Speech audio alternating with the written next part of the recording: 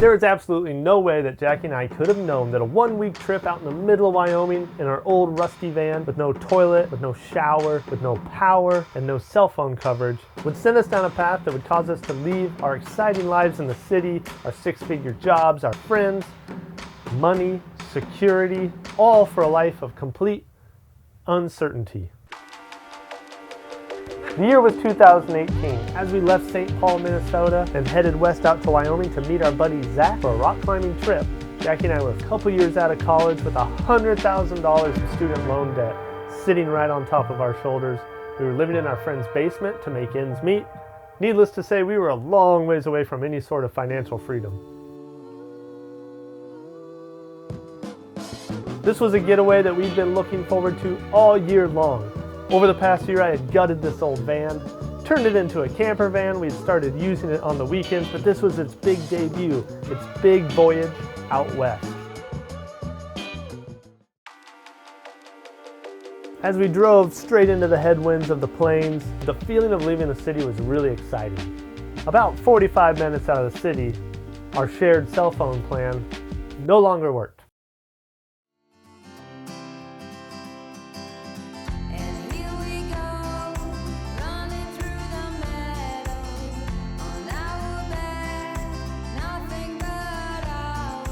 We were both really excited to get back out to Wyoming. It was a very special place for us. Wyoming's actually where we met in 2011 in a sleepy little town called Powell, where we went to college together. Our buddy Zach, who was waiting for us out there, was the one who had first introduced us to the little town of Tin Sleep, Wyoming, and the abundance of rock climbing that you could find in Tin Sleep Canyon. As we pulled off the highway into a South Dakota rest area, that night as we slept on the bed I had built inside the van, dreams of the city and work relentlessly dominated the night. It's so hard to let go of the chaos of life early on in a trip.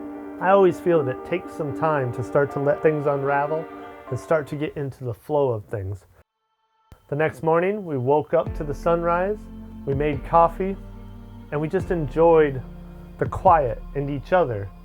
And life on the road, that quiet solitude, it started to settle in. We started to feel more relaxed. Back in the city, we had been living in the corner of our friend's basement. The dampness, the sounds of footsteps, they'd started to lose their glamour.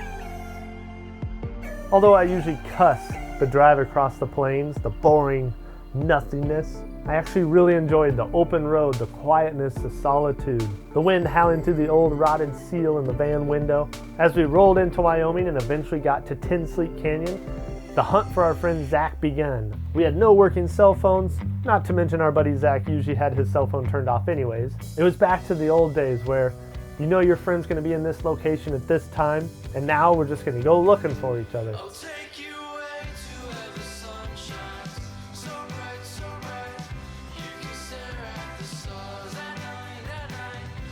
Eventually, off the side of the road, we spotted the green Durango, and there was Zach, ready to party, ready to rock climb, as he always is. It felt good to put the van in park after fighting the wind for 2 long days on the road, and we spent most of the night up around the fire just catching up, telling stories, and enjoying each other's company as the sun set over the canyon. And that night we went to sleep in our cozy home on wheels, far from civilization. Every day in the canyon was a new adventure. The climbing out there was awesome and exhausting. We would get as many climbs in as we could, then we would clamber back down the canyon, go back to our campground, make food, which after a day like that always is the best tasting food you've ever had. After dinner, we'd hang around by the fire, and then Zach would climb in his Durango, Jackie and I would get tucked into our sleeping bag inside the van, and we'd be sound asleep, ready for the next day. I think it took us about 3 days to finally start to sink into the slow-paced canyon life. Every day was simple. Wake up, make coffee, eat breakfast, go to the bathroom. That was the challenging part. I'll leave the details out there. Head up the canyon, spend the day climbing, come back down, make a fire, eat supper, jump in bed, rinse and repeat. We were completely off the grid. There were no digital devices to distract us. We had no contact with the outside world. We didn't even know if people had been trying to get a hold of us. If we wanted to get a hold of someone, we couldn't because our phones were basically paperweights at this point. We didn't have Netflix. We didn't have internet. It was perfect. I'll never forget, there was one climb. We'd spent an hour hiking up to this climb all the way at the top of the canyon, and we got there just in time for the sunset. I belayed Zach up the rock face. He tied himself off to take photos, and then Jackie followed him up right as the sun was setting over the mountains to the west. It was the perfect golden light. It's one of those moments that I'll forever remember.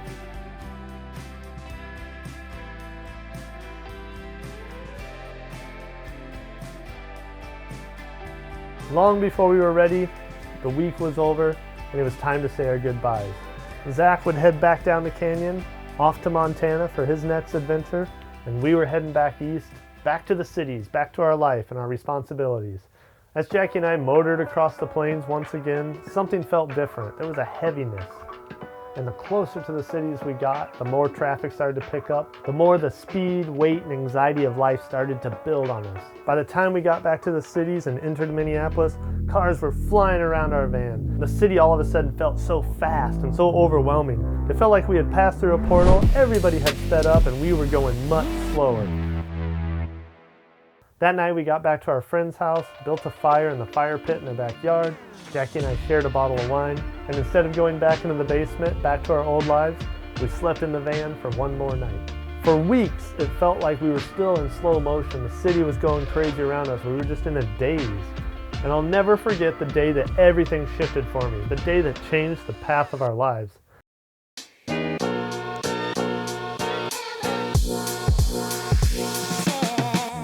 Jackie had jumped in her old LeSabre with 200,000 miles on it, headed 45 minutes off to her work, and I jumped in the old van and I was headed to my job, and I was sitting there in traffic, and I just remember sitting in this old van, looking around at all the cars around me. Everybody looked miserable. Every person's face was checked out. They were all physically there, but mentally they were somewhere else. Nobody was smiling, nobody looked happy, and I realized, like, this is what the rat race looks like. What are we doing? At that moment, I had the urge to drive over to Jackie's work, pick her up, and head back west and just get us out of here. But we had debt, we had obligations, we had a life, couldn't do that. That weekend, Jackie and I sat down in the backyard of our friend's house, and we had a serious discussion. What are we doing? What do we want in our lives? So at that moment, Jackie and I made a plan, made a goal for ourselves that we would be debt-free. We would wipe out $100,000 of student loan debt by December 31st, 2020. Of course, we didn't have the income to make the payments to make that happen, but that was our goal, and that's where we were going to put all of our energy. Jackie switched jobs.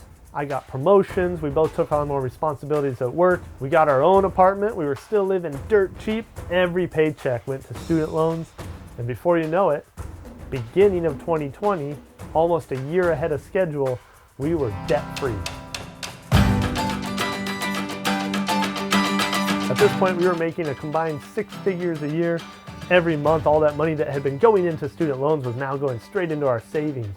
We had put so much time and energy and effort into work and making money and paying off our loans that we were both completely burnt out. And now that we had reached our goal, we were lost. We didn't know what to do.